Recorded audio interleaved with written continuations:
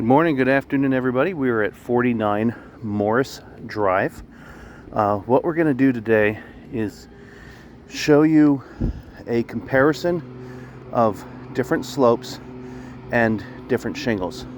Now, we've already had the adjustment for this roof, and let me zoom out here.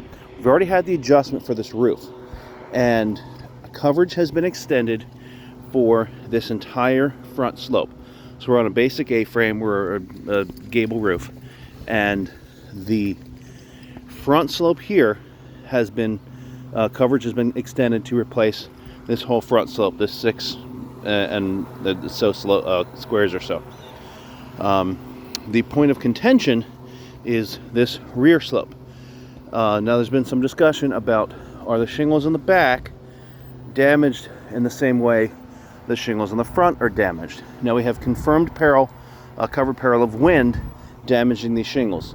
I've highlighted a handful of shingles here, outlined in blue, to just highlight some of these shingles. Now this is not all of the shingles.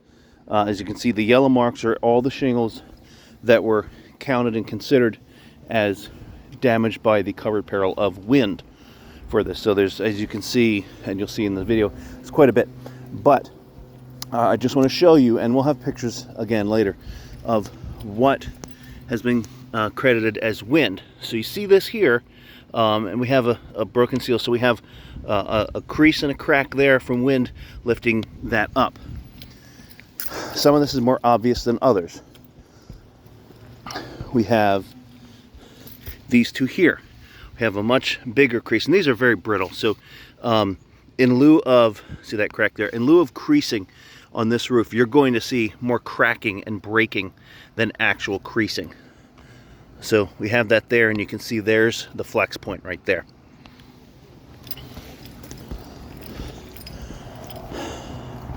Coming over here, now that I'm not on my light anymore, you see here, again, right along there, and there's the flex point there, and again there.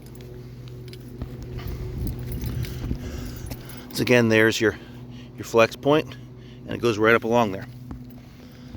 Again, up here, you see the flex point right there. I'm not going to lift up every single one of these shingles because that's just going to cause more damage and more problems. So right there, here, and even there. So look at that, it's farther down there, but again, that's the flex point. So one of the challenges with this roof is there's a lot of wear and tear from thermal cracking or splitting. One of the ways we determine, is it simple wear and tear or is it wind concurrent with wear and tear, is, are the seals broken, right? See, the seal's broken there, but seal's not broken here. In order for wear and tear from thermal cracking to occur, that seal has to be sealed down in order for this to flex up and flex down. That is a established principle from NAFE and Hague, one of the 3 criteria for there to be thermal cracking and splitting.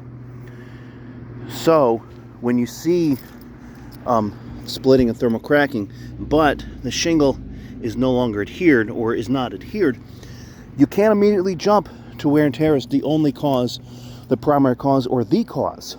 You also have to look at other factors. Was it wind? Was wind a factor? Was wind the factor? Did wind come along and worsen it? At the very least, you have to conclude that wind acted concurrently with it. That's something called concurrent causation. If you don't know what concurrent causation is, I strongly recommend you do some research because it's an important coverage discussion for insurance claims.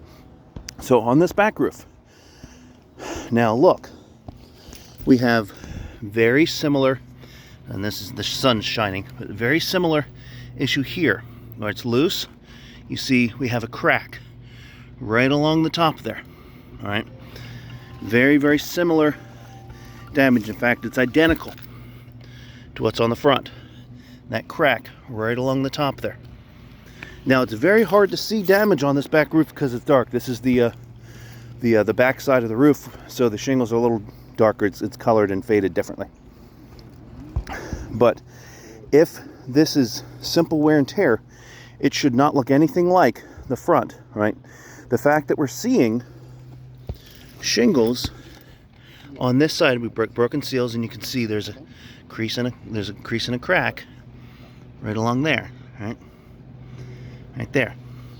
So the fact that we're seeing so much that's identical to what's already been determined, there's a crack right there, as wind on the front, it's the same damage.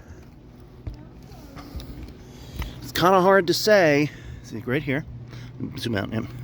Right here, right along there, it's kind of hard to say, there it is, it, that this damage on the back slope is not from wind and is not from there it is right there.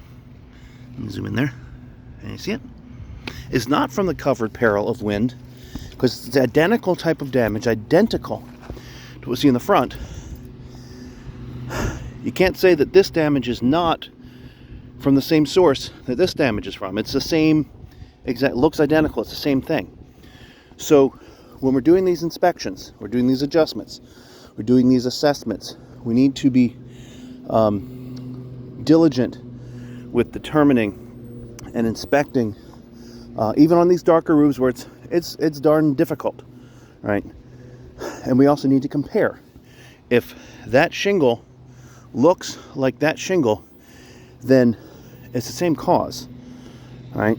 It's not going to be magically different just if it looks the same. So here we have a demonstration of the covered peril of wind that's been conclusively determined on this front slope, and the damage on this back slope is the exact same damage on the back slope.